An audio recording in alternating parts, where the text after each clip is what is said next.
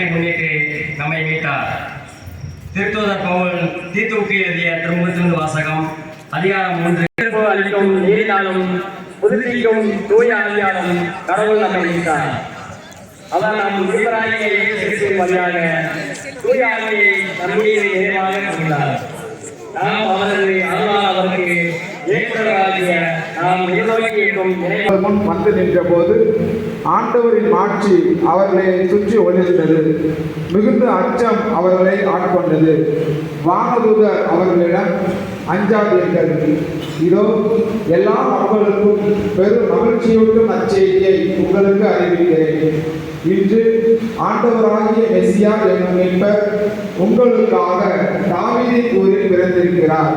குழந்தையை துணிகளில் சுற்றி தீவன தொட்டியில் கிடத்தி இருப்பதை காண்பீர்கள். இதுவே உங்களுக்கு அடையாளம் என்றார். உடனே விண்ணக தூதர் பேரணி அந்த தூதருடன் சேர்ந்து, உன்னதத்தில் கடவுளுக்கு மாட்சி உரித்தாகுக, உலகில் அவருக்கு உகந்தோருக்கு அமைதி உண்டாகுக என்று கடவுளை புகழ்ந்தது. ஆண்டவரின் அருள்வாக்கு.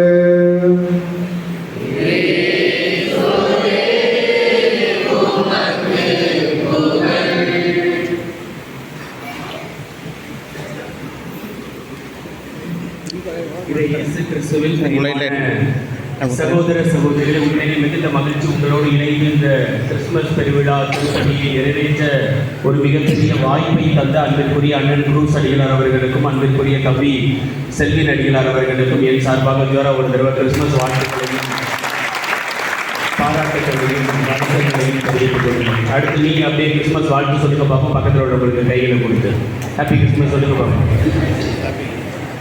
கொஞ்சம் சிரிச்சுட்டே சொல்லுங்க தாயி. ஹாப்பி கிறிஸ்துமஸ் சிரிச்சுட்டே சொல்லுங்க பார்ப்போம். மோதிரம் படையெல்லாம் உருகிறாரு, அவங்க இங்கே எடுத்துட்டு வந்து பார்ப்போம் சொல்லுவேன்.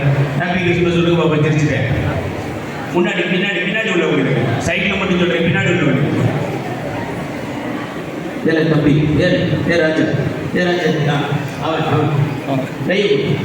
அப்படிதான் கையை கொடுக்குறதுக்கு இவ்வளவு யோசிக்கிறேன். சரி, அன்பு சகோதர சகோதரிகளே, என்ன அப்படின்னு வந்து சொன்னால், இன்றைய நாட்டில் வந்து மறையுரை அப்படின்றத விட வந்து எனக்கென்று எழுதப்பட்ட அல்லது நானாக சிந்தித்த ஒரு சில கேள்விகள் இன்னும் போட்டு கொடுத்திக்கிட்டே இருக்கு. என்ன அப்படின்னு சொன்னால், டிசம்பர் மாதம் அப்படின்னு சொன்னால் நமக்கு என்ன ஞாபகத்துக்கு வரும்? டபார்னு சொல்லுங்க பாப்போம். டிசம்பர் மாதம்னா இன்னைக்கு யாரும் தூங்கணும்னு நினைப்போட உள்ள உட்காராது. என்ன அது வாய்ப்பே கிடையாது. டிசம்பர் மாதம்னா என்ன ஞாபகத்துக்கு வரும்? கிறிஸ்துமஸ் தானே ஞாபகத்துக்கு வரும். வேற டிசம்பர் மாதம்னா என்ன ஞாபகத்துக்கு வரும்? நம்ம ஊரில் என்ன ஞாபகம் வரும்? நம்ம ஊரில் என்ன ஞாபகம் வரும்? அப்போ கிறிஸ்துமஸை விட 28ஆம் தேதி தான் எல்லா பேரும் வெயிட்டிங், அப்படி தானே? நானும் அதுக்கு தான் வெயிட்டிங். ஜோரா ஒரு தடவை கை தட்டி கொடுத்துருப்பாரு. நம்ம ஊரில் பேராலயன்றது ஞாபகத்துக்கு வருது, ரைட்டா? நான் என்ன கேட்குறேன்னா, டிசம்பர் மாதம்னா வேற என்ன ஞாபகத்துக்கு வருது? ஒரு வருஷம் முடியுது. அப்பா சாமி, 8ஆம் கிளாஸ் 9ஆம் கிளாஸ் போறோம்னா அந்த 8ஆம் கிளாஸ் டீச்சரை இனியோட ஜோலியை முடிச்சிருக்கா அப்படிங்கிற மாதிரி. ரைட். வேற வேற வேற டிசம்பர் மாதம்னா வேற என்ன ஞாபகத்துக்கு வருது?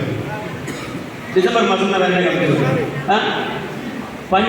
பனி ஜோரா வந்து கை கட்டிக்கோங்க. இதெல்லாம் யோசிக்காத விஷயம். ஒன்றும் சொல்கிறான் பாருங்க. முடிய பனி பனி வேற வேற வேற வேற 1964 டிசம்பர் 15 ராமேஸ்வர் தனுஷ்கோடி அழிவு டிசம்பர் 15. ரைட்டா? எனக்கு கிறுக்குத்தனமாக தோணுது, அதை மட்டும் சொல்கிறேன். நான் எதாவது கிறுக்குத்தனமாக சொல்கிறேன்னா கிறுக்குத்தனத்தை விட்டுருங்க, நல்ல செய்தி மட்டும் எடுத்துக்கோங்க. 1964 டிசம்பர் 15 தனுஷ்கோடி அழிவு. ரைட்டா? 2000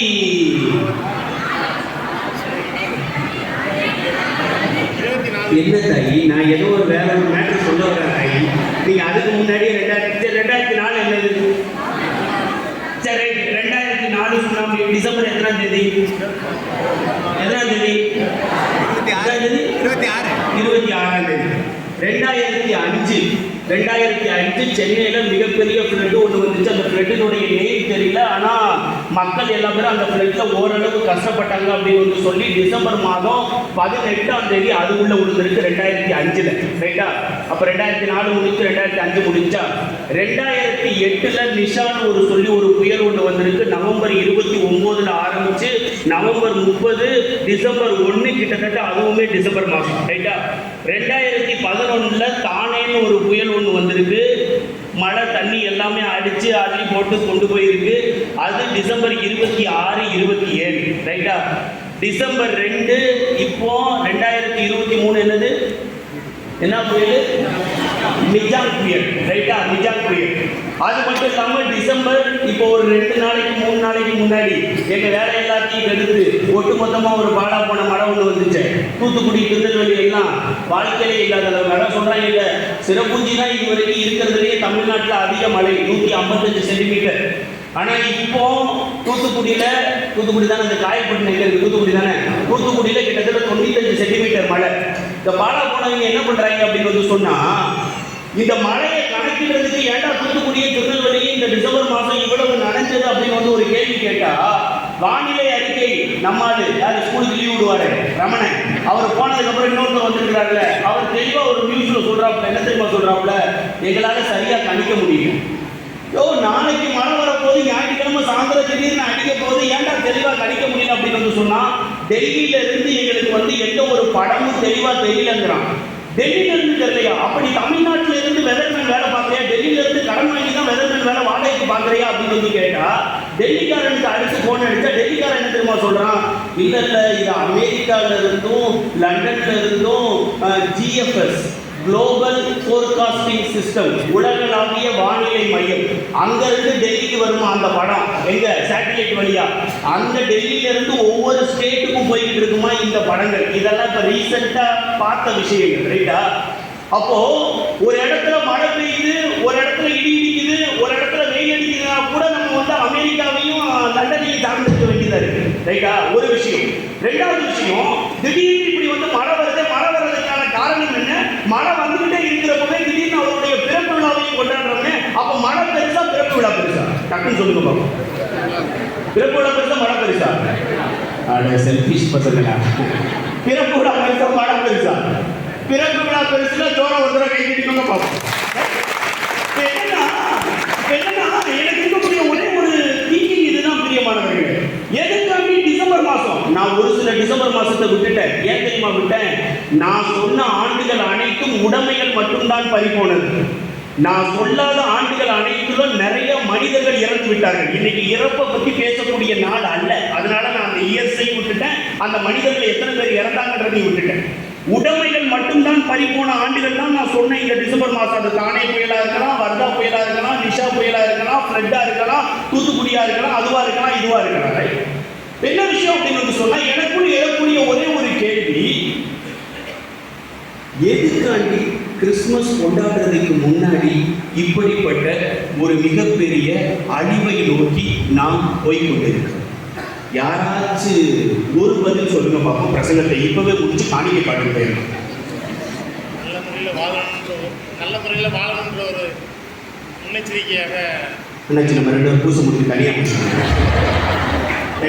நல்ல முறையில் வாழ வேண்டும் என்பதற்கு ஒரு முன்னெச்சரிக்கையாக கடவுளா பொழுது பிறப்பதற்கு முன்னால் ஒரு அலாம் கொடுக்குறாங்க. அப்படிதானே? இயேசு கிறிஸ்துவுக்கு தயாராக சொல்லி, இயேசு கிறிஸ்துவுக்கு தயாராக விடுறாங்க. அங்க வீடு வாசல் ஒண்ணுமே இல்லை மனுஷங்களுக்கு. இயேசு கிறிஸ்துவுக்கு தயாராக. Right, okay. அடுத்து வேற விஷயம். வேற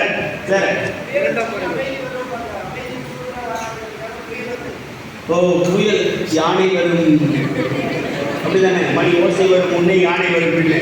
ஜீசஸ் வருவார் பின்னாடி, அதுக்கு முன்னாடி புயல் வந்தே ஆகணும். இதை வெளியில போய் சொன்னா என்ன நடப்பாங்க? சீரியஸா சொல்லணும். வேற இரண்டாம் வருகை. எனக்கு நீங்க சாமியார போவீங்க. கல்யாணம் முடிச்சுட்டாங்க. இப்ப நம்ம சகோதர சகோதரிகள் என்ன விஷயம் தெரியுமா? யோசித்து வந்து பார்க்கிறப்போ, இந்த புயல், இந்த நீர்ல மிதக்கக்கூடிய இந்த பாய், போர்வை, தலைவாணி, ஃப்ரிட்ஜ் அடிச்சுக்கிறாங்க. இஎம்ஐல இருந்து ஒரு ஃப்ரிட்ஜ் வாங்கினேன், இஎம்ஐ போட்டு காசை போட்டு ஒரு ஃப்ரிட்ஜ் வாங்கினேன். ஃப்ரிட்ஜ் என் கண்ணு முன்னாடியே தண்ணியில போகுதுங்கிறான். ஒருத்தவன் தண்ணியில போகுதுங்கிறான். கஷ்டப்பட்டு கார் வாங்கினையா, லோன் வாங்கி, என் காரை 4 பேர் காரை இடிக்கிறத, டிரைவரே இல்லாம இடிக்கிறத இன்னைக்கு தான் பார்க்குறேங்கிறான். ரைட்டா? அது பாட்டுக்கு இடிச்சுட்டு அது பாட்டுக்கு வந்து போகுது. ஒரு ஆள்லாம் என்ன தெரியுமா ஓப்பனாகவே சொல்றாப்புல, சென்னை புயல் இப்போ வந்ததுக்கு அப்புறம் பத்திரிகையாளர் பேட்டியில சொல்றாப்புல, காரு போனதுக்கு என் பொண்டாட்டி போயிருக்கலாம் அப்படிங்கிறாப்புல. அவர் பத்திரிகையாளர் அவ்வளவு ஜோதியா பேசுறாப்புலையா, என் கார் இது போனதுக்கு என் பொண்டாட்டி போயிருக்கலாம், அவ்வளவு கஷ்டப்பட்டு நான் கார் வாங்கினேன், அவ்வளவு கஷ்டப்பட்டு நான் கல்யாணம் முடிக்கலைங்கிறாங்க. ரொம்ப ஈஸியாக கல்யாணம் முடிச்சிருக்கிறாங்கள, காரை ரொம்ப கஷ்டப்பட்டு வாங்கியிருக்கிறாங்க.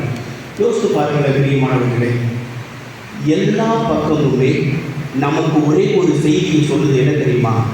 உன்னுடைய வீட்டில இருந்து ஒரு உடைமை இயற்கையோடு இயற்கையாக போனது என்று சொன்னால், விஜய் டிவியில் வரக்கூடிய பாலா ஒரு 1000 ரூபாயை எடுத்து கொண்டு வந்து உன் கையில் கொடுப்பான். அப்படின்னா என்ன தெரியுமா இருக்கும்? ஒரு உடைமை வெளியே போகுது என்று சொன்னால் ஒரு உறவு உள்ளே வருகின்றது என்ற அர்த்தம். ஜோரா ஒரு தடவை கையில் நல்லா யோசிச்சு பார்க்கணும். இன்னைக்கு என் வீட்டில் ஃப்ரிட்ஜ் போயிடுச்சு அப்படின்னு வந்து சொன்ன உடனே அரசியல்வாதிகள் விடுங்க, நடிகர்கள் விடுங்க, சாதாரண மனிதர்கள் கரூர்ல இருந்து டபார்னு ஒரு பெரிய லாரி வந்து, லாரி ஃபுல்லா அரிசி வருது, அரிசிக்கு பக்கத்துல பாய் இருக்கு, பாய்க்கு பக்கத்துல பாயாசம் இருக்கு. யோசிச்சு பாருங்களேன். ஏதாவது ஒன்றை நீங்கள் இழந்தீர்கள் என்று சொன்னால் அந்த இழப்பிற்கு ஈடாக வருவது உறவு மட்டும்தான் பிரியமானவர்கள், அதை தவிர வேறு எதுவும் கிடையாது. பாய் அல்ல பிரியமானவர்களை போனது, பாய் அல்ல, பாசம். பாசம் போயிடக்கூடாது என்று வருத்தப்படு. பாய் போயிடுச்சு வருத்தப்படாதுன்னு சொல்றேன். சாமி உங்க வீட்டில் போயிருந்தா தெரிஞ்சிருக்கு சாமி, என் வீட்டுல டிகேபுரம் பக்கத்துல தான் சாமி இருக்கு. ரைட், டேம்ல தண்ணியை திறந்து விட்டாங்க சாமி, கீழே வீட்டுக்காரங்க மேல் வீட்டுக்கு சாமி வந்தா முடிஞ்ச அளவு காப்பாற்றணும் சாமி. பொருள் முடியாத அளவுக்கு என்ன சாமி பண்ண முடியும்? நீ சிரிச்சுட்டு தான் கிறிஸ்மஸ் கொண்டாட முடியும். ரைட், யோசிச்சு பாருங்க. ஆனா அன்னைக்கு நைட்டு என் வீட்டுல கீழே உள்ள வீட்டுக்காரவங்க மேல உள்ள மாடி வீட்டுல வந்து உட்கார்றப்ப எல்லா பேரும் சேர்ந்து கரண்ட் போனதுக்கு அப்புறம் சேர்ந்து சமைச்சு சாப்பிட்ட மாதிரி ஒரு கறி சாதம். கரண்ட் போனப்போ உனக்கு கறி சாதம் கேட்குது இல்ல சாப்பிட்ட பத்தியா? அந்த ஒரு உறவு. இன்னைக்கு அந்த பொடி பையன் சொல்றான், அங்கிள் அன்னைக்கு நைட்டு உங்க அம்மா வச்ச சாப்பாடு சூப்பருங்கிறான். எனக்கு ப்ரொஃபஸர் இன்ஜினியரிங் படிச்சுட்டு இருக்கிறப்ப தூத்துக்குடியில் ஒரு ப்ரொஃபஸர் ராஜபிரியா மேம்னு சொல்லி கிளாஸ் எடுத்தாங்க பார்த்துக்கோங்க. அன்னைக்கு நீங்கள் நின்றுட்டே தான் இருக்குதா ஆள் வலிக்காம பார்த்துக்கோங்க. என்ன இப்போ என்னன்னா ராஜபிரியான்னு சொல்லி அந்த மேம்கிட்ட நேற்று கேட்குறேன். நேற்று தான் லைனே அந்த மேம்க்கு கிடைச்சது. மேம் எப்படி இருக்கிறீங்க? நல்லா இருக்கிறேன். எப்படி மேம் சமாளிச்சீங்க? அதுக்கு நம்ம என்ன தெரியுமா சொல்லுது? பால் பாக்கெட் கிடையாது, பட்டர் பாக்கெட் கிடையாது, பிள்ளைகளுக்கு தோசை போட்டு கொடுக்கறதுக்கு மாவு பாக்கெட் கிடையாது, கிரைண்டர் ஓடல, 5 நாளா கரண்டே வந்து சுத்தமா கிடையாது. என்னதான் பண்ணீங்க? இருட்டுக்குள்ள ஒரே ஒரு விஷயம் நடந்தது. என்ன தெரியுமா? இது வரைக்கும் என் அண்ணன் பொண்டாட்டி கூட நான் பேசாம இருந்தேன். இந்த 6 நாள் 2 பேரும் சேர்ந்து தான் சப்பாத்தி சுட்டோம். 2 பேரும் சேர்ந்து தான் வெளியில இருக்கக்கூடிய பால் பாட்டில், வெளியில இருக்கக்கூடிய வாட்டர் பாட்டில் எல்லாமே சேர்ந்து எண்ணி போட்டு கொடுத்தோம். 7வது நாள் இன்னைக்கு கரண்ட் வந்ததோ இல்லையோ எங்க வாழ்க்கையில வெளிச்சம் வந்துச்சுன்னு சொல்லிச்சு அந்த அம்மா. ஜோரா சொல்றான். சென்னை புயல் முடிஞ்சதுக்கு அப்புறம் ஒருத்தர் தெளிவா சொல்றான், என் வீட்டு பக்கத்து வீட்டுக்காரன் யாருன்னு தெரியாது, 24 வருஷமா அவன் கூட நான் பேசாம இருக்கேன். இன்னைக்கு எங்க அம்மாவை காப்பாத்துனது அவங்கிறான். 24 வருஷமா எனக்கு அவனுக்கு சண்டையா ஒரு வார்த்தை கூட நான் பேசுறது கிடையாது. எங்க அம்மா புயல்ல தண்ணியில கஷ்டப்பட்டு நான் வெளியூர்ல நிக்கிறப்ப உள்ள மாட்டி நிக்கிறப்ப ஒத்த கயிறை வச்சு என் அம்மாவை காப்பாத்துறான். அவன் தெய்வங்கிறான். நான் தான் சொல்றேன், உடைமைகள் போகலாம் பிரியமானவர்களே, உறவுகள் மட்டும் போகவே கூடாது. இந்த புயல், இந்த நீர், இந்த காற்று, இந்த இயற்கை சூழல் நமக்கு கற்றுக் கொடுக்கக்கூடிய ஒரே ஒரு பாடம் என்ன தெரியுமா? உடைமைகள் பிரிச்சு போகட்டும், பாய் போகட்டும், தலவாணி போகட்டும், கார் போகட்டும், அனைத்தும் போகட்டும். 5 பொருள் வெளியே போனது என்று சொன்னால் 5 நபர்கள் உங்களுடைய வீட்டிற்கு வந்து வாட்டர் பாட்டில், சாப்பாடு, புளியோதரை பண்றோம், பால் பாட்டில், பன்னு, கேக்கு கொடுக்குறான் பாத்தியா? அதுதான் என் விஷயம். இந்த கிறிஸ்துமஸ் நமக்கு சொல்லக்கூடிய செய்தி என்ன தெரியுமா? உடைமைகள் அல்ல வாழ்க்கை, உறவுகள் தான் வாழ்க்கை. இன்னைக்கு நம்ம வாழ்க்கையெல்லாம் ரொம்ப மோசையா. எங்க கிறிஸ்துமஸ்க்கு ஜாமுன்னு சாரி கட்டிட்டு இந்த லைட்டை ஆஃப் பண்ணாலுமே உங்க மேக்கப்லயே இந்த கோயில் ஃபுல்லா வெளிச்சம் தப்புன்னு தெரியும்ல. எங்க கை தூங்க பார்ப்போம். இன்னைக்கு காலையில இருந்து இந்த பூசைக்கு வர்றது முடிய நான் யார் மனசையும் கஷ்டப்படுத்தாம தான் இந்த பூசையில உட்காந்துருக்கிறேன்னு சொல்லக்கூடிய எங்க கை தூங்க பார்ப்போம். கை தூக்கு மாதாமா வேற வச்சுட்டு அந்த மாமியார் மேலே அவ்வளவுதான். 1000 பேர் உட்காந்துருக்கிறோம். இன்னைக்கு நம்முடைய உறவு 0ன்னு சொல்றேன். நான் என்ன சொல்றேன், பஞ்சம் வந்ததுக்கு அப்புறமும், புயல் வந்ததுக்கு அப்புறமும், நீர் வந்ததுக்கு அப்புறமும் தான் உறவை வளர்க்கணும்னு நினைக்காத. நார்மலா இருக்கிறப்பவே உறவை வளர்க்கணும்னு சொல்றேன். குடிலுக்குள்ள உள்ள ஒவ்வொருத்தரும் அதெல்லாம் பண்ணாங்கிறேன். நான் குடிலுக்குள்ள உள்ள ஒவ்வொருத்தரும் ஒரு காலத்துலலாம் எனக்கு நல்லா ஞாபகம் இருக்கு. என்ன தெரியுமா? வீட்டில் வந்து டிஃபன் பாக்ஸில் 5 இட்லி வச்சு தருவாங்க. 5 இட்லி வச்சு தரப்போ 3 இட்லியை வீட்டில் சாப்பிட சொல்லுவாங்க.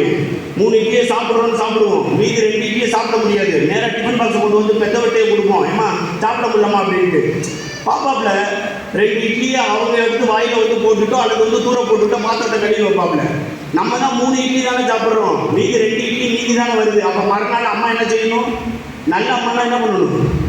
என்ன பண்ணோம்? மறுநாள் 3 இட்லி வைக்கணும். எங்கள் அம்மா என்ன தெரியுமா வச்சு விட்டுச்சு?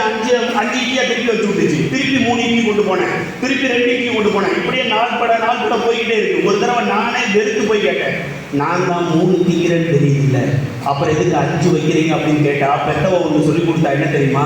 அட லூசு பைய, நீ 3 சாப்பிடு, உன் கூட சேர்ந்து சத்துணவு சாப்பிடுவான் பார்த்தியா, முட்டை அருகி போயிருக்கும், கத்திரிக்காய் ஊசி போயிருக்கும், அவன் சாப்பாடு சரியில்லைன்னு சொல்லிட்டு போய் கொட்டுவான் பாரு, அவனுக்கு 2 இட்லியை கொடுத்துட்டு வா, அதுக்காண்டி தான் 5 இட்லி கொடுத்துட்டு வந்தேன்னு அன்னைக்கு தெளிவாக நம்மளுக்கு சொல்லி கொடுத்து உறவை வளர்ந்து விட்டாங்க. இன்னைக்கு டிஃபன் பாக்ஸில் 5 இட்லி வச்சாலும் ஒரு முட்டையை தூக்கி உள்ள வைப்பீங்க. அவனுக்கு பர்சனலாக ஒரு மாரல் மெசேஜ் சொல்லுவீங்க, என்ன தெரியுமா? முட்டையை இன்டர்வல்லையும் முழுகிடு, அப்புறம் வயிற்றால போகாது. ஒரு டிஃபன் பாக்ஸ்ல ஆரம்பிக்கிறியா நம்முடைய உறவு? நீங்க ஸ்கூலுக்கு போறப்போ, நானும் காலேஜ் போயிட்டு இருக்கிறப்போ ஒரு பஸ் ஒண்ணு, அந்த பஸ்ஸுக்கு பக்கத்துல வந்து ஒரு அம்மா வந்து நிற்கும். அது ஸ்கூல் பஸ். அவங்க பையன் நல்ல வெயிட்டா இருப்பாப்ல, பேக் எங்க அம்மா தான் வச்சிருக்கோம். ஏறின உடனே முதல் ஸ்டெப்ல என்ன தெரியுமா சொல்லும்? நேரா போய் டிரைவருக்கு பின்னாடி உட்காரு, உன் தொடைக்கு பக்கத்துல பைய வச்சுக்கோ அப்படின்னு. யாரும் பக்கத்துல வந்து உட்காந்துடக்கூடாது. ஒரு சாதாரண விஷயம், அவன் சாதாரண விஷயம். பெத்தவங்க உறவை எப்படி வளர்க்கணும்னு ஒரு காலத்துல செம்மையா கற்றுக் கொடுத்தாங்க. இன்னைக்கு என்ன தெரியுமா? போன வாரத்துக்கு முந்தின வாரம் கார் ரிப்பேரா போயிடுச்சுன்னு சொல்லிட்டு இந்த திசையின் விலை ஊருக்கு போயிருந்தேன். புது பஸ் ஸ்டாண்ட், என்ன புது பஸ் ஸ்டாண்ட்? நம்ம திருநெல்வேலி புது பஸ் ஸ்டாண்ட். ஒரு 9:30 இருக்கும். கரெக்டாக ஒரு 10 மணிக்கு திசையின் விலை பஸ் வந்துச்சு பார்த்துக்கோங்க. அப்போ போய் வந்து உட்காந்துருக்கிறப்போ ஒரு ஃபேமிலி ஒருத்தவங்க பக்கத்தில் வந்துருந்தாங்க. அந்த ஃபேமிலி என் பக்கத்தில் உட்காந்ததுலேருந்து அந்த வீட்டம்மா அந்த ஆளை திட்டிக்கிட்டே இருக்கு. எனக்கு அந்த ஆளை தான் திட்டுதுன்றதே எனக்கு தெரியாது. அந்த திட்டுதியா காலையில் 9 மணிக்கு நம்மளும் என்ன இப்படி கிழிக்குது, நாளை கிழிக்குது, வேற யாரு? இவர் வந்து ரியாக்ஷன் வந்து அட்லீஸ்ட் திரும்பி பார்த்து ரியாக்ஷன்ல இவர் கொஞ்சமாச்சும் கோவப்படணும்ல, சிரிச்சுக்கிட்டே இருக்கிறாப்புல. நானே பொறுமை இழந்து போய் அந்த மனுஷன்கிட்ட கேட்குறேன், இது உங்கள் வீட்டம்மா தானே, யாரும் இப்படி திட்டுது அப்படின்னா என்னதான் திட்டுது? ரொம்ப சந்தோஷமா, என்னையா இந்த வீடு இருக்குது பக்கத்தில் கேட்குற எனக்கே காது பூசுது அப்படின்னா என்னையா பிரச்சனைன்னா, ஒன்றும் இல்லை தம்பி, ஆலங்குளத்தில் பஸ் ஏறினேன், வண்ணாரப்பேட்டையில் இறங்கணும். வாகனத்தில் ஏறுறப்போ பஸ்ஸு பயங்கர கூட்டத்தில் ஒன்றுமே பண்ண முடியல. என் மூத்த பையன் டிரைவர் கிட்ட போயிட்டான், இளைய பையன் அவன் கொண்டாடி என் மனைவி கிட்ட போயிட்டாப்புல. நான் பின்னாடி உட்காந்துருந்தேன். வண்ணாரப்பேட்டை வந்துச்சு, வண்ணாரப்பேட்டையிலேருந்து கீழே இறங்கினேன். அவன் இறங்கின மாதிரி தெரியல. கண்டக்டர் என் பக்கத்தில் நிற்கிறாரு. என் பொண்டாட்டியை காணான்னு நான் கண்டக்டர்கிட்ட கேட்டேன். கண்டக்டர் சொன்னானா பேரை சொல்லி கூப்பிடு அப்படின்னு. ஏன் பரிமாணம் 4 தடவை கட்டியிருக்காப்புல. வண்ணாரப்பேட்டை பஸ்ஸுக்கு கீழே இறங்கி வேற ஒரு பரிமாணம் எட்டி பார்த்துருக்கேன். வேற ஒரு பரிமாணம் எட்டி பார்த்துருக்கேன். இவர் பேசாம யோசித்து பார்த்துருக்கலாம். என்ன தெரியுமா? அந்த பரிமாணத்தை விட இந்த பரிமாணம் பெட்டரா இருக்கு, பெட்டர், இந்த பரிமாணத்தோட வாழ்க்கையை நடத்தலாமே யோசித்து இருக்கிறாருன்னு நினைக்கிறேன். இவர் யோசனையோட விட்டுருக்கணும். நம்மளாம் யோசிச்சுட்டு மனைவிக்கு ஓப்பனா உண்மையை பேச மாட்டோம்ல. இவர் இறங்கின உடனே இது பெருமையா சொல்லியிருக்காங்க, நான் பரிமாணம் கூப்பிட்டேன். 3வது சீட்ல இருந்து வேற ஒரு பரிமாணம் எட்டி பார்த்துச்சு, ஒன்றை விட அவர் ரொம்ப பெட்டரா இருக்கான்னு சொன்ன அந்த நிமிஷத்துல இருந்து கிளிக்க ஆரம்பிச்சிருக்கோம். இது எப்படியா இவ்வளவு சகஜமா எடுத்துக்கிறேன்னா, கரெக்டா 10 நாளுக்கு என்கிட்ட சொல்றாப்புல, இப்போ பொருள் தம்பி நான் ஆஃப் பண்றேன் விட அப்படின்ட்டு போய் எதுக்காப்புல ஒரு ஜிகர்தண்டா கடை இருக்கு, அதுல ஒரு ஜிகர்தண்டா வாங்கிட்டு வந்தாப்புல, ஒரு 2 ஸ்பூன் ஊட்டினாப்புலையா ஆஃப் ஆயிட்டாங்க. ஆதி மனுஷி ஜிகர்தண்டாவுக்கா இவ்வளவு வரத்து வந்து அப்படின்னு தோணுச்சு. இல்ல இப்போ உள்ள உறவு இதுதான் பிரியமானவர்கள். இதுதான் சண்டை வாழ்க்கையில வரியா உறவை நீ எப்படி ஸ்டார்ட் பண்ற? அந்த மனுஷனுக்கு கிடைத்த ஒரு மிகப்பெரிய தாரக மந்திரம் என்ன தெரியுமா? ஜிகர்தண்டா. அவர் சொல்றாப்ல, எப்படி ஆஃப் பண்ண பாத்தீங்களா சாமி, எப்படி ஆஃப் பண்ண பாத்தீங்களா சாமி? யோசித்து பாருங்களேன் பிரியமானவர்களே. நான் ஒன்று சொல்றேன், கிறிஸ்துமஸ் கொண்டாடுறதுக்கு இன்னைக்கு தகுதியா உட்கார்ந்துருக்கிறோம்னா மேக்சிமம் உன்னை சுத்தி உள்ள உறவுகள்கிட்ட நீ எப்படி இருக்குன்றத மட்டும் முடிவு பண்ணு. உறவுகள் நம்ம ப்ராப்பராக வச்சுக்கலான்னு வைக்கிறேன், அடுத்த வருஷமும் நம்மளுக்கு வந்து சேருவியா? நல்லா ஞாபகம் வச்சுக்கோயா. ஒருவேளை அண்ணாச்சி நான் அடுத்த வருஷம் கூப்பிட்டாரு என்னை திட்டுங்க, அதை பற்றி பிரச்சனையே இல்லை. இல்லை சொல்றேன் உறவுகள் தான் என் வாழ்வை வளர்க்கும்னு சொல்றேன். குடியில் இருக்கக்கூடிய அந்த இடையர்கள் உள்ள வந்தாங்க. வர்றதுக்கு முன்னாடி அவங்களுடைய வேலை என்ன தெரியுமா? நற்செய்தி வாசகத்தை வாச மாதிரி ஆடு மாடை இரவு ஃபுல்லா முழிச்சு இருந்து மேய்க்கணும், அதுதான் வேலை. அவன் அன்னைக்கு நைட்டு ஃபுல்லாக கொழுன்னு சாப்பாடு கொடுத்தானா மறுநாள் காலையில் குட்டியை போடும். குட்டியை போட்டால் குட்டியை விற்கலாம், அல்லது ஆட்டு மாலை கிடைக்கலாம், வருமானத்துக்கு வழியை பார்க்கலாம், குடும்பத்தை சந்தோஷமாக சமாளிக்கலாம். இல்லை, ஒரு ஆடு மிஸ் ஆச்சுனாலும் அவனுக்கு ஒரு வருஷம் பெரிய லாஸ். மேலிருந்து ஒரு தூதர் வந்தாரா, உங்களுக்காக தாவீது ஊரிலே பெத்லகேமிலே ஆலகாலம் ஒரு குட்டி குழந்தை பிறந்திருக்கிறார் என்று சொன்ன அடுத்த நிமிஷம் இடையில அத்துணை பொருளையும் விட்டுட்டு உறவை தேடி ஓடுறான் உள்ள போய். எனக்கு என்ன தெரியுமா, உள்ள போய் ஓடி ஜீசஸ் வந்து பார்க்கறானா, பயங்கரமா சந்தோஷப்படுறானா, சந்தோஷப்பட்டு திரும்பி போய் ஆட்டை பார்க்கறாங்க. அடுத்து என்ன தெரியுமா பண்றாங்க, நேரா போறான் என்ன பத்தி போய் கட்டிட்டு சொல்றாங்க, உன் ஆடு அது கிடக்கு, ஆடுதான் முக்கியம், ஆடு முக்கியமே கிடையாது. இடையர்கள் நமக்கு கற்றுக் கொடுத்த பாடம் பிரியமானவர்களை ஜோரா ஒரு தடவை கை நைட்டுக்குள்ளா அதுதான் வாழ்க்கைன்னு நினைச்ச அந்த மனுஷன் ஆடு அல்ல, ஆண்டவர் தான் முக்கியம் என்பதை உணர்ந்த ஒரே ஒரு காரணத்தினால் இடையர்களை இன்னைக்கு நம்ம பத்தி பேசிக்கிட்டு இருக்கிறோம். குடியில் இருக்கக்கூடிய அன்னை மரியா வேற லெவலியா அந்த மனுஷன் 8ஆம் கிளாஸ் தாயா படிக்கும் 13 வயசு பொம்பளை பிள்ளை ஆயாது. வானத்துக்கு மேலே இருந்து கீழே வந்தாப்படையான். உன் வயிற்றில் ஒரு குழந்தைய கொடுக்க போறேன்னு சொன்னாப்படையான். உன்னை குழந்தைய கொடுக்க போறேன்னு சொன்ன உடனே இந்த அம்மா யோசிச்சு பார்த்துருக்கு, நான் இப்போதான் என்கேஜ்மெண்ட் ஆகிருக்கேன், என் வயிற்றில் குழந்தை அப்படின்னு சொன்னா ஊர் சட்டம் என்ன தெரியுமா சொல்லும், கல்யாணம் ஆகிறதுக்கு முன்னாடி வயிற்றில் ஒரு குழந்தைய தாங்கணும்னு வைங்களேன், ஊருக்கு வெளியில கூட்டிட்டு போய் கல்லாட இறக்கி கொண்டு விடுவானுங்க. அன்னை மரியாதைக்கு அது ஒரு பயம், ரைட், அது ஒரு பயம். போய்க்கு போதுடா, ஊருக்காரனாவது ஊர் சட்டமாவது தூக்கி குப்பையில போடுறேன். 2வது பாயிண்ட் என்ன தெரியுமா, நான் தான் ஊர்லேயே இருக்கிறதுலே அழகான பொம்பளை பிள்ளைன்னு ஊரு ஃபுல்லாக சொல்லிட்டு இருக்கிறாங்க. ஆடு மாடு மேய்க்க வந்தேன், வர்றப்ப வயிற்றுல ஒன்றும் இல்லை, போறப்ப வயிற்றுல குழந்தையோட போனா என்னை பெற்றவனை பற்றி என்ன நினைப்பாங்க? யோசிச்சிருப்பானே அந்த பிள்ளை, யோசிச்சிருக்கோம். அப்பா அம்மா வரவு தூக்கி தூர போடுறான், நான் பார்த்துக்கிறேன். 3வது ஒரு விஷயம் நடந்தது என்ன தெரியுமா, என் ஃப்ரெண்ட்ஸா ஆடு மாடு மேய்க்க வந்தப்போ நான் வெறும் வயிற்றோட இருந்தேன்.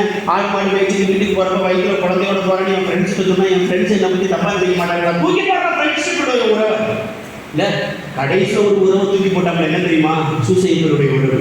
என்கேஜ்மெண்ட் இப்பதான் இருக்கு, கட்டிக்கிற போற புருஷன் என்னை பத்தி என்ன நினைப்பான், வயிற்றுல கல்யாணத்துக்கு முன்னாடி குழந்தை நான் தூக்கி போடுற கணவரையும். எந்த உறவும் தெரியுமா முக்கியமா இருந்தது, ஆண்டவனுக்கும் அவளுக்கும் இடையே இருந்த உறவு. அதனால தான் எனக்கு குடியில வச்சு கொண்டாடிட்டு இருக்கிறான். அன்னைக்கு எனக்கு யூத சட்டம் வேணாம், எனக்கு கணவன் வேணாம், எனக்கு அம்மா அப்பா வேணாம், என்னுடைய ஃப்ரெண்ட்ஸ் வேணாம், என்னுடைய ஊர் வேணாம், ஊர் மக்கள் வேணாம், என்னுடைய உறவு கடவுளை நோக்கி. அடுத்த நிமிஷம் சொல்றாங்க, இதோ உங்கள் அடிமை உமது சித்தத்தின்படி ஆக உறவுனா அன்னை மரியாதை போன்று கடவுளை நோக்கி வரக்கூடிய உறவுலாம் எனக்கு ஒரு மிகப்பெரிய கேள்விக்குறி. குடியில் இருக்கக்கூடிய இன்னொரு உறவு யாரு தெரியுமா, சூசையப்பருடைய உறவு. ஒரு படம்லாம் பார்த்தையா, சூசையப்பர்லாம் ரொம்ப சாதாரணமான இல்லையா, அவர்லாம் என்ன தெரியுமா, நைட்டு படுக்க போறதுக்கு முன்னாடி அன்னை மறைவாக வைக்கப்பட திட்டமிட்டாராம். ஆண்டவராகிய கடவுள் ஒன்று சொன்னாராம், சொன்ன உடனே கபால போய் கையை பிடிச்சாங்க. அதே ஒரு பேசிக்கான உறவினுடைய இலக்கணம்னு சொல்றேன். வேணாம்னு சொல்லி நைட்டு முடிவு பண்றாப்புல, வேணும்னு சொல்லி காலையில் முடிவு பண்ணி கையை பிடிக்கிறாப்புல பாருங்க. அந்த மாதிரி ஒரு மனுஷன் இனி பிறக்க போவதில்லை, பிறந்தது இல்ல. கடவுளுடைய வார்த்தையை கேட்டு எனக்கு அன்னை மரியாதை தான் முக்கியம் சொல்லிட்டு எப்படி தெரியுமா காப்பாற்றுவாங்க. டெலிவரி டைத்துல அன்னை மரியாதைக்கு பயங்கர பெயினா இருக்குமாயா. அந்த படம் சொல்லு, ஜீசஸ் ஆஃப் நாசரேத். என்ன தெரியுமா, ஒரு சத்திரத்துல ஓரமா உட்கார வச்சிருப்பாங்கயா, சூசையப்பர் வேகமா போய் ஃபர்ஸ்ட் வீக்கு கதவு தருவாங்கயா, என் பொட்டாட்டிக்கு பிரசவ வழி வந்து கதவை தரது இது பண்ணி விடுமா அப்படின்னு சொல்லி அடுத்த நிமிஷம் அவன் கதவை படாத அடப்பாங்க. கிட்டத்தட்ட ஒரு 8 வீடு கட்டுவாங்களையா, 8 வீட்லையும் அடப்பாங்க. 9வது வீடு கட்ட போறதுக்கு முன்னாடி அன்னை மரியாதை கூப்பிடுவாங்களா, ஏன் எனக்கு போய் பிரிச்சு எடுக்கிறேன், பேசாம நான் ரோட்லேயே எடுத்துக்கிறேன், ஒரு பிரச்சனை கிடையாது. அந்த அம்மா சொல்றேன், ஒரே ஒரு நிமிஷம் இருக்கு, ஒரு வீடு இருக்கு, நான் பார்த்துட்டு வரேன். அந்த வீட்டில் போய் கதவை தட்டினா ஒரு அம்மா யூத சட்ட பிரகாரம் முக்கானை போட்டுட்டு வந்து நிற்கும், இடம் இல்லைன்னு சொல்லிடும். ஒரு பொடியை ஒருத்தவங்க சொல்லுவான் அந்த படத்துல, என்ன தெரியுமா, தாத்தா எங்கள் அம்மா என்ன மத்தியானம் மாட்டுக்கள் ஒரு க்ளீன் பண்ண சொன்னாப்புல, அந்த இடத்துல புண்ணாக்கு கொட்டுறதுக்கு ஒரு இடத்த சுத்தப்படுத்தி வச்சிருக்கிறேன். உங்களுக்கு ஒன்றும் ஆட்சி பண்ண இல்லைன்னா தயவுசெய்து அங்கே வந்து உங்கள் கொட்டாட்டியை கூட்டிட்டு வாங்க, அல்லது உங்கள் மனைவியை கூட்டிட்டு வாங்க, நீங்கள் பாட்டுக்கு உங்களுடைய வசதி கேட்போ, உங்களுடைய வாழ்க்கையை நீங்கள் வழி நடக்குங்க அப்படின்னு சொன்னதுக்கு அப்புறம் சூசையப்பர் வேகமாக கூட்டிகிட்டு போவாங்க. அன்னை மரியாதை கைப்பிடிச்சிட்டோம். என் மனைவி இவள், என் மனைவியை நான் எப்படி காப்பாற்றணும் அப்படின்ற ஒரு விஷயம் எவ்வளவு தெளிவாக தெரியுமா. போன வருஷத்துக்கு முந்தின வருஷம் விழுப்புரத்தில் ஒரு கூத்து நடக்குது. அன்னை மரியாதை சூசையப்பருடைய உறவு இல்லை, நம்ம நார்மல் லைஃப்ல இருக்கக்கூடிய உறவு இருப்பாரு. போன வருஷத்துக்கு முந்தின வருஷம் ஒரு ஹஸ்பண்ட் ஒய்ஃப் 2 பேரும் புதுசாக கல்யாணம் முடிச்சவங்க ஊருக்கு வெளியில போய் மாமனார் மாமியாரை பார்க்க போயிருக்காங்க. மனைவி கேட்டுக்காப்ப அம்மா அப்பாவை பார்த்துட்டு வந்துருக்காங்க. 2 பேரும் பைக்கில் கிளம்பி போயிருக்கீங்க. போயிட்டு பாதி தூரத்தில் பெட்ரோல் தீர்ந்து கொடுத்துருக்காங்க. நேராக பெட்ரோல் பங்க்கு போய் பெட்ரோல் போட்டுருக்காங்க. பெட்ரோல் போட்ட உடனே எங்கள் அம்மா சொல்லியிருக்கு, எனக்கு ரெஸ்ட் ரூம் வருது, நீங்கள் ஒரு வாரமாக பெட்ரோல் போட்டு வெயிட் பண்ணுங்க அப்படின்னு சொல்லிட்டு இந்த அம்மா ரெஸ்ட் ரூம் போயிட்டு போட்டேன். அடுத்து இன்னொரு பைக் வந்துருக்கு, அதே கருப்பு கலர். அந்த அம்மா இந்த அம்மா வந்து இறங்கி, இந்த அம்மா இறங்கி இவரும் பெட்ரோல் போட்டுருக்காங்க. எனக்கு ரெஸ்ட் ரூம் வந்து இந்த அம்மா போயிருக்கு. 2 பேரும் போட்டு ஹெல்மெட்டு ஒரே கலர் போடுறேன். 2 பேரும் ஹெல்மெட்டை மாட்டிட்டாங்க. வலது பக்கம் நிற்கான், என் இடத்த பக்கம் நிற்கான். என்ன தெரியுமா ஆச்சு? நியூஸ் பேப்பரில் நான் விஷயம் விழுந்து தெரிஞ்சேன். என்ன தெரியுமா? புதுசாக கல்யாணம் ஆனவங்க 2 பேரும் ஹெல்மெட்டை ஒரே மாதிரி போட்ட உடனே அந்த பொண்டாட்டி இந்த புருஷனோட, இந்த புருஷன் அந்த பொண்டாட்டியோட கிட்டத்தட்ட 15 கிலோமீட்டர் டிராவல் பண்ணிடுச்சு. விழுப்புரத்தில் நடந்தது யாரு? ஆமா தானக்கா? ஆமா பற்றி நாடகம் அப்படி பார்க்கணும் இல்லை. விழுப்புரத்தில் நடந்தது 15 கிலோமீட்டர் சாலையில அந்த ஹஸ்பண்ட் இந்த ஒய்ஃபோட, இந்த ஒய்ஃப் அந்த ஹஸ்பண்டோட டிராவல் பண்ணியிருக்காங்க. எப்படி தெரியுமா கண்டுபிடிச்சிருக்கிறாங்க? அந்த பெரிய சுவாரஸ்யம் என்ன தெரியுமா? இந்த அம்மா ஸ்பீட் பிரேக்கர் வந்திருக்குன்னு சொல்லி அந்த தோள்பட்டையில கையை வச்ச உடனே அம்மா தோள்பட்டையிலும் சாப்பிட்டா இருக்காது. எவ்வளோ டிராவல் பண்ணிட்டு 15 கிலோமீட்டர் கழிச்சு இறங்கி பார்க்குறது. ஹெல்மெட்டை கலட்டணும்னா தான் இங்கே கேட்டுருக்காரு, நீ யாருமா? எப்போ 15 கிலோமீட்டர் கழிச்சு இந்த மாதிரி கேட்டு நீ யாரு? நீ எப்போம்மா என் வண்டியில் ஏறணும் கேட்க, நீ எப்படியா உனக்கு என்னை உன் வண்டியில் ஏறணும்னு அம்மா கேட்க. கடைசியில் நியூஸ் பேப்பர் எப்படி தெரியுமா போட்டுருக்காங்க? 15 கிலோமீட்டர் சென்ட்ரல் வீட்டு மீண்டும் திரும்பி வந்தார்களா, தங்களுடைய மனைவிகளை மாற்றிக்கொண்டாங்க. இல்லை, இன்னைக்குரிய உறவு இதுதான். சூசையப்பரினுடைய அன்னை மரியாதையினுடைய உறவு எப்படி, இன்னைக்கு நம்முடைய உறவு எப்படி வேற தெரியுமா? ஜீசஸ் உள்ள உட்கார்ந்துருக்க ஜீசஸ், எனக்கு ஆண்டவர் வேணாம், எங்க அப்பா வேணாம், மக்கள் தான் வேணும், மக்கள் தான் வேணும். நான் ரொம்ப சிம்பிளிஃபைடா சொல்றேன். உறவுக்கு இலக்கணமாக இருக்கக்கூடியவர்கள் இந்த குடிலில் மட்டும்தான் இருக்கிறார்கள் என்று சொல்கிறேன். அதனால ஜீசஸனுடைய புதுமைகளை தியாலஜி தெளிவாக சொல்லி வைக்கிறாங்க. என்ன தெரியுமா? ஒரு சில உறவுகளை பார்த்து ஜீசஸ் புதுமை செஞ்சாங்க. என்ன தெரியுமா? நைட்டு ஒரு கைவர்களுடைய பையன் செத்து போயிருவாங்க. ஜீசஸே வாலண்டியரா போய் உனக்கு என்னமா பிரச்சனை, உள்ள செத்து போயிட்டானா, எழுதி இல்ல அரசு அலுவலர்களுடைய பையன் யோவான் நற்செய்தி 5ஆம் அதிகாரத்தில் செத்து போகிற மாதிரி இருப்பானா, போய் எழுதுவானா, நான் இங்க இருந்து சொல்றேன்டா உன் உள்ள அங்க குணமடையலாம். ஒரு டச்சிங் ரிலேஷன்ஷிப் பாத்தீங்களா? எந்த ஒரு உறவுமே லூஸ் ஆயிடக்கூடாது. லாசர் மார்த்தா மரியாதையுடைய சகோதரர் செத்து போயிட்டான் தெரிஞ்ச உடனே 3 நாள் கழிச்சு வேகமாக ஓடி வந்து இவன் இந்த முடிவு, இந்த சாவல முடியாதுங்கிறான். உயிர்க்குள்ளதான் முடியுங்கிறான். இல்ல ஞானிகள் குடிக்குள் வந்தாங்கல்ல, ஞானிகள் பொன் கொடுத்தாங்கன்னா, தூபம் கொடுத்தாங்கன்னா, வெள்ளை கோடம் கொடுத்தாங்கன்னா, 10ஆம் முறைக்கு தெண்டத்திட்டு வணங்கி தண்ணியை கொடுத்தாங்க. இல்ல அவன் பொண்ணு கொடுத்தது, பொருள் கொடுத்தது, தூபம் கொடுத்ததெல்லாம் 2ஆவது விஷயம். தண்ணியை கொடுக்குறாங்க பார்த்தீங்களா? அதனாலதான் அவங்க பேருக்கு ஞானிகள். அந்த குடிக்குள்ள உள்ளவங்க எல்லா பேருமே பிரியமானவர்களே. உறவுக்கு இலக்கணம்னு சொல்றேன். அது அன்னை மரியா சூசையப்பரா இருக்கட்டும், சூசையப்பரா அன்னை மரியா இருக்கட்டும், ஏசு கிறிஸ்து அன்னை மரியா இருக்கட்டும், ஏசு கிறிஸ்து சூசையப்பரா இருக்கட்டும், இடையர்கள் ஏசு கிறிஸ்துவா இருக்கட்டும், அல்லது ஞானிகள் ஏசு கிறிஸ்துவா இருக்கட்டும். ஆடு மாடு முதற்கொண்டு கூட அன்னைக்கு பயங்கர சந்தோஷமா இருக்கு. பாரா நம்ம மாட்டுத்தொழுவத்துக்கு இத்தனை உறவுகள் உள்ள வந்து போகுது அப்படின்னு. இந்த கிறிஸ்துமஸ் ஒரே ஒரு செய்தி தான் பிரியமானவர்களே, உங்களுக்கு எனக்கு கிடைச்சது ஒன்னே ஒன்று தான். தூக்கம் வர்றதுக்குள்ள முடிச்சு கொடுத்த சரி தானே. ஒன்னே ஒன்று தான். என்ன தெரியுமா? மேக்சிமம் லைஃப்ல சண்டை போடாம சமாதானமா வாழ. ரூத்து புத்தகத்துல மாமியாருக்கும் மருமகளுக்கும் ஒரு ஸ்டேட்மெண்ட் வரும் தெரியுமா? மூத்த மருமகளை பார்த்து மாமியார் சொல்லுவாங்க, நான் என் சொந்த ஊருக்கு போறேன், போய் வெங்கலத்துக்கு விதி வந்து செத்து போயிடுவேன். ஆனா நீ அப்படி இல்லைம்மா, அழகான பிள்ளை, இன்னொரு கல்யாணத்தை முடிச்சுக்கோ, குழந்தைலாம் ஒன்றும் உனக்கு கிடையாது, தயவு செய்து கிளம்பி போய் உங்க அம்மா அப்பா கிட்ட நான் சொன்னேன்னு சொல்லு, உங்க அம்மா அப்பா உங்களுக்கு கல்யாணத்தை முடிச்சு வைப்பாங்கன்னு சொல்லி மூத்த மருமகளை அனுப்பி விடுறாங்க. மூத்த மருமகள் நம்ம ஊர் மருமகள் மாதிரி கட்டி கழுவி அத்தையை முட்டமிட்டு கண்ணீர் வடிச்சு அத்தை சுகர் டேப்லெட் போட்டு வந்துட்டு வாங்கி கரெக்டாக போகுது, உடம்பு சரியா பார்த்து போகுது, அச்சுவா அப்படியா இப்படியான்னு எல்லாம் சொல்லிட்டு போகுது. ரூத்துவுக்கு நகோமிக்கு கேமரா போகுது. நகோமி சொல்றாங்க ரூத்துவை பார்த்து, அவளை விட நீ பயங்கர அழகு. நான் சொல்றேன் திருமூலியில் சொல்லுது, அவளை விட நீ பயங்கர அழகு. வழக்கமா மாமியாருக்கு ஒரு டெண்டன்சி என்ன தெரியுமா? 2 மருமகளை பக்கத்தில் வச்சுட்டு 2 மருமகளையும் புகழ மாட்டாங்க. புகழ்ந்த புள்ளிப்படுவது கிடையாது. இல்ல என்னன்னா அவளை விட நீ பயங்கர அழகு.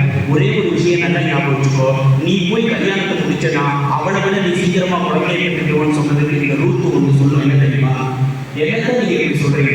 உங்களுடைய இடம் எதுவோ அது என்னுடைய இடம், உங்களுடைய இடம் எதுவோ அது என்னுடைய இடம், உங்களுடைய கடகம் எதுவோ அது என்னுடைய கடகம், உங்களுடைய கடகம் எதுவோ அது என்னுடைய கடகம். எங்கன்னா எங்கிட்ட ஒரு மருமகளை கேட்டுப்பா, என்னதான் நீங்க எப்படி சொல்றீங்க? உங்களுடைய இடம் எதுவோ அது என்னுடைய இடம், உங்களுடைய இடம் எதுவோ அது என்னுடைய இடம், உங்களுடைய கடகம் எதுவோ அது என்னுடைய கடகம். டு த கிளைமேக்ஸ், அப்ப நீங்க எங்க செத்து போவீங்களோ அங்கதான் நானும் செத்து போகிறதுக்கு ஒரு மருமகளை கேட்டுப்பா.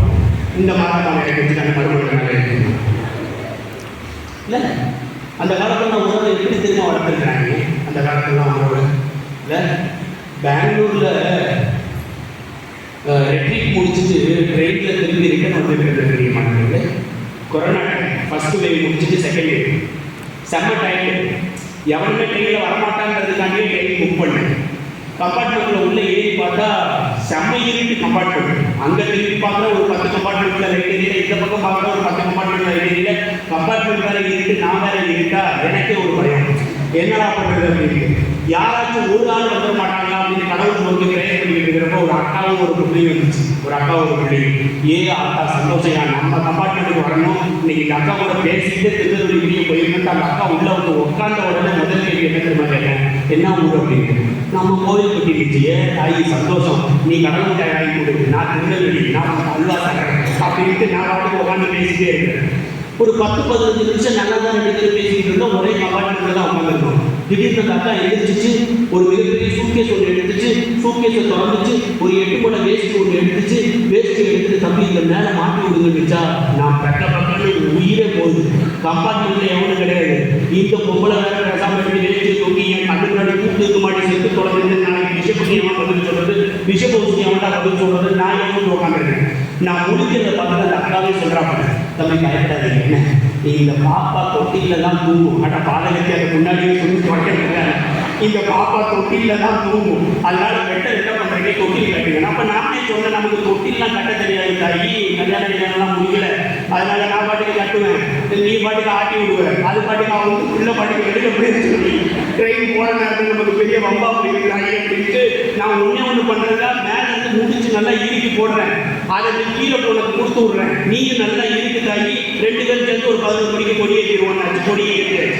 கொடியேற்றுறதுக்கு அப்புறம் குழந்தைய தூக்கி போட்டா அடுத்த ஒரு 2 செகண்ட் கழிச்சு அந்த குழந்தை தூங்கிச்சியா.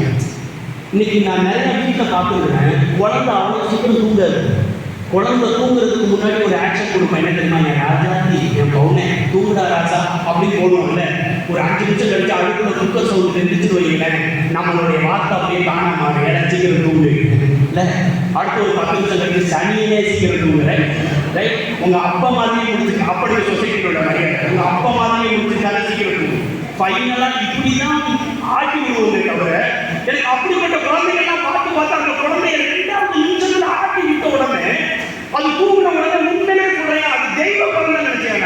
தெய்வ குழந்தை நினைச்சேன், செம்ம குழந்தை அப்படின்னு. அந்த அக்கா நான் அப்படியே கேட்கிறேன், ஆட்டி விட்டோன்னே தூங்குதேக்கா, பாட்டி மாதிரியெல்லாம் கை ஓடிச்சுட்டு ஆட்டி விடலாம் தூங்க மாட்டேங்கிறேன்னு சொன்னா, என் குழந்தை செம்ம டாப்பு, நான் அப்படிதான் நான் வளர்த்துருக்கேன் ஆட்டி விடுவேன். அந்த குழந்தை தூங்கிருச்சு, இந்த அக்கா தூங்கிருச்சு. இந்த அக்கா தூங்கிருச்சு, என்ன தூங்க முடியல எப்படி தெரியுமா, போராட்டேன். நான் அந்த அக்காவை எட்டான்னு எழுப்புறேன். நான் டு த மேக்ஸிமம் நான் என்ன தெரியுமா பண்ணேன், எனக்கு நல்ல ஞாபகம் இருக்கு.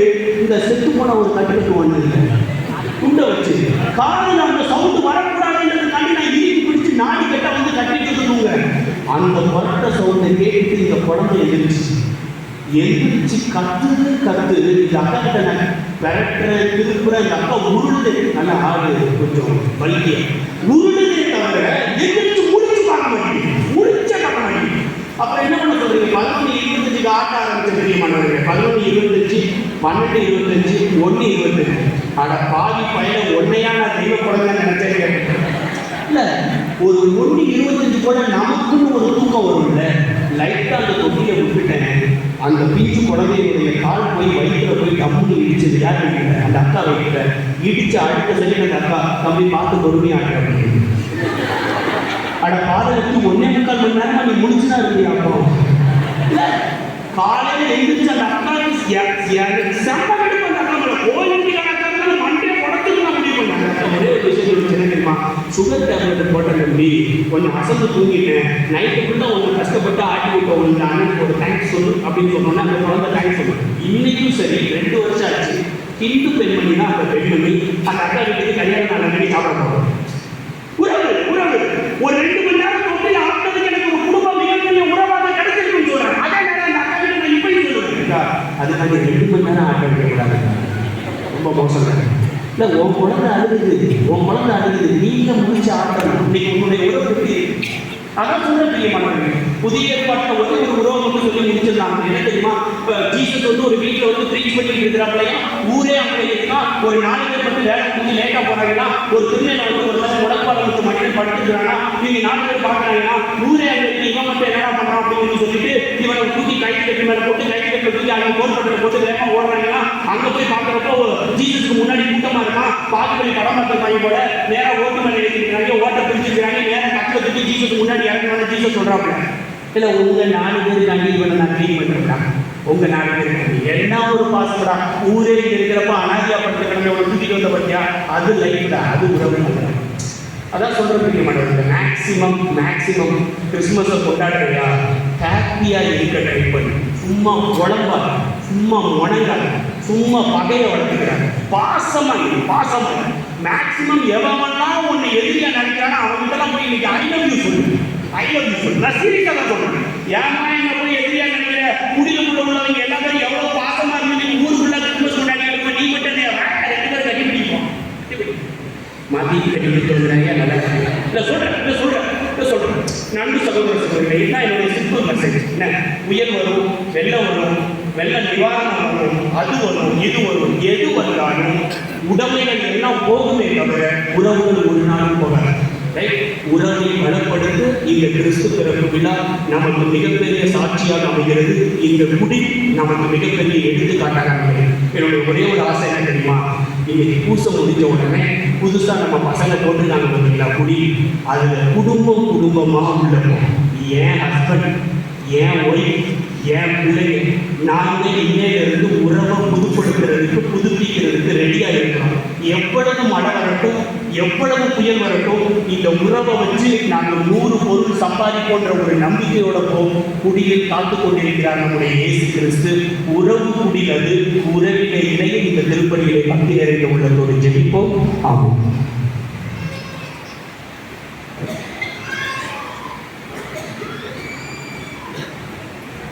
எழுந்து நம்முடைய விசுவாசத்தை அறிக்கையிடும்.